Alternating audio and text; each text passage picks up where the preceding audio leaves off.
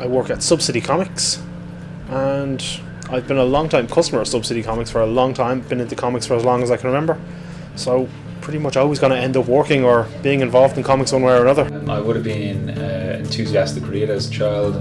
Definitely when I was growing up, I was first introduced to the old Max Fleischer Superman animated shorts on VHS, and of course in the 90s you had Batman the Animated Series. I don't even remember how old I was very young anyway, and I think it was either the Spider-Man animated cartoon or maybe seeing Spider-Man even in the back of the Argos catalogue.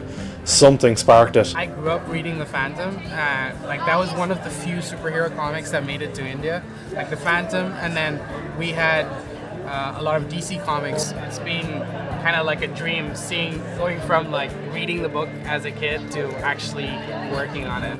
I stopped reading comics for a little while back from the early 80s to about 1991, so I missed a chunk when the British industry was really beginning to take off.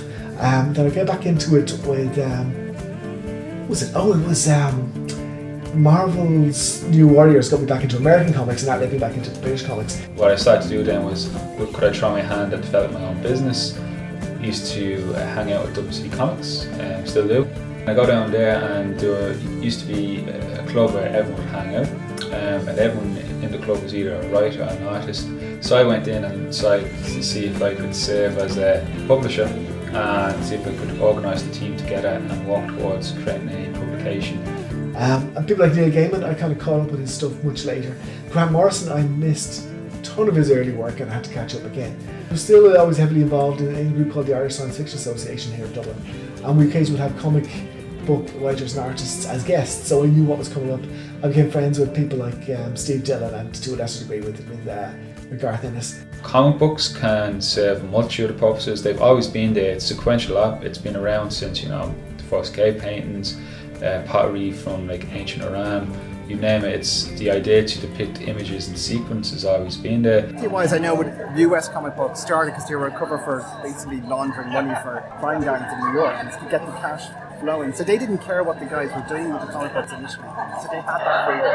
But once obviously Superman kicked in the 30s, 1938-39, and he kind of brought in the superhero genre, and it was phenomenal that they all then wanted to do that as well. And also I used to say power of the press lies with those who have a printing press. Well, now everyone does, thanks to the 21st century. Everyone's publishing material digitally online through their own blogs. In the French, they move the attention to the story. So the main character of the French comics, which I love the most, is the story and also the environments.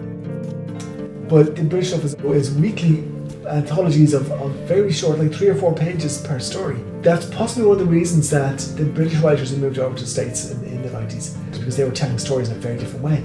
And you can get a lot more into a 3-page story, or should I say, get a lot more into 3 pages of a British comic book than you can into 3 pages of an American one. 2000 AD, you get 5 pages, maybe 6. I don't really know who I write for. I do like the idea that if I write something, the Americans will pick it up because there's a lot more money there.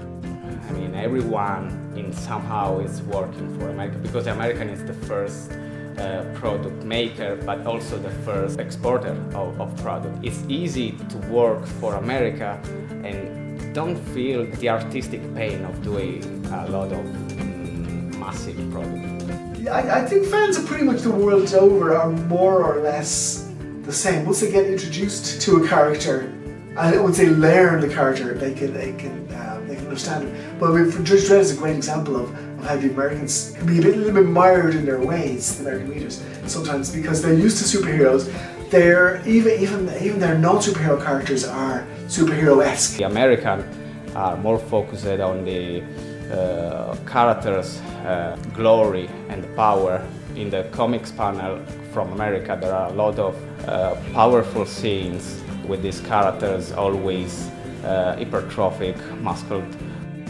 Well, I love the old retro style. I'm a huge fan of the old pulp comics. I love things like the old Flash Gordons by Alex Raymond, the old Buck Rogers, brilliant stuff. With Lightning Strike, I had been fortunate enough to work with superheroes like the Phantom, and most people don't realise, yes, the Phantom's the oldest superhero on the planet, which is crazy.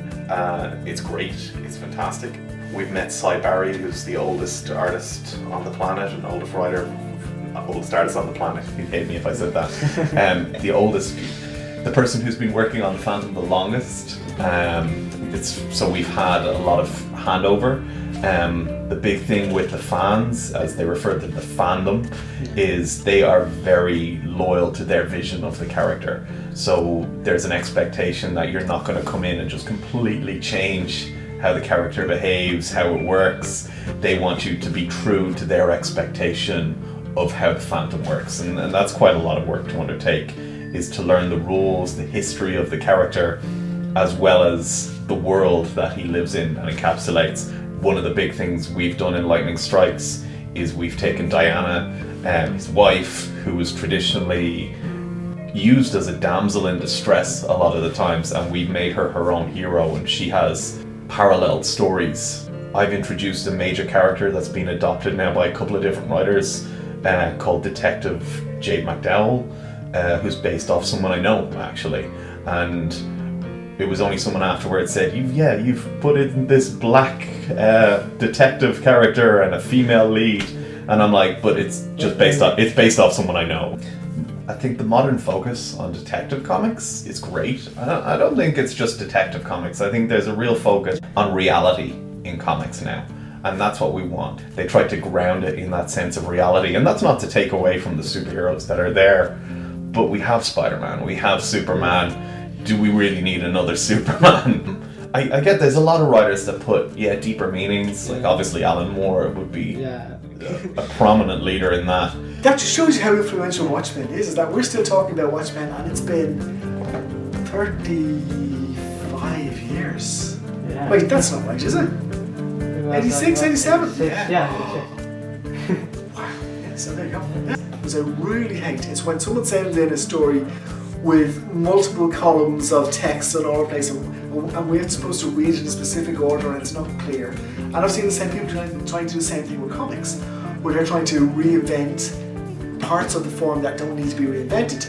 The magic circle that we exist in, these realities in, it becomes more difficult to take the step into that world then. But it's still great for a younger audience, and there's still even a lot of older fans that enjoy it, and I think that's great too. If the reader isn't enjoying it, then it doesn't work. If the writer makes the reader struggle, then the writer's failed.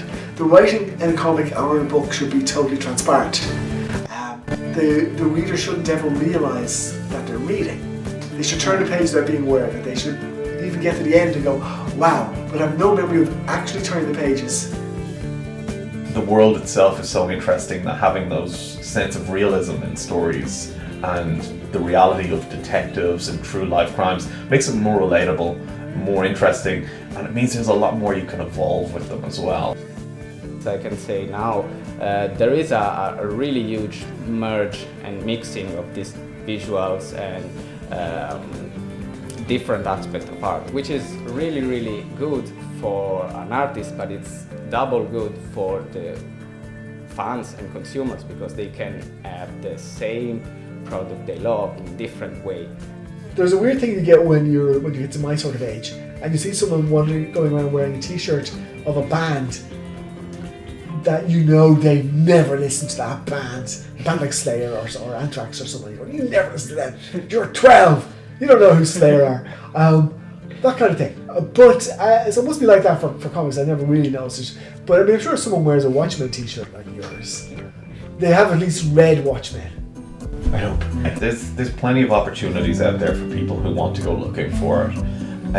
It's the real thing is having something that's not just interesting to just you, that's interesting to an audience. And I think that's what's very difficult, is trying to think, what would people like to read? We all start, and one of the best ways to start is, well, what do I want to read? What would I like? Superheroes I'd like to see more of?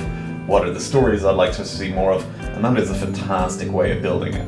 Keep in mind the rules of the market, not because you have to be a sheep, but because if you want to sell something, you need to be sure that someone will buy it. If I know that something is now appealing, like for example, the last Netflix series, The Umbrella Academy, I have in mind to create my own sketch of one of the characters, maybe mix it with something else, just because it's something that I'm quite sure will be in in social media. But then you need to start saying, but what do people enjoy and what would they like to see? And fitting into a narrative of a larger scale than just your own personal view, because if you only write for yourself, you got an audience of one and that's all you're ever going to have. The job of the storyteller, no matter what medium, is to be invisible, to get the story from their mind into the reader's mind and into their hearts. Oh.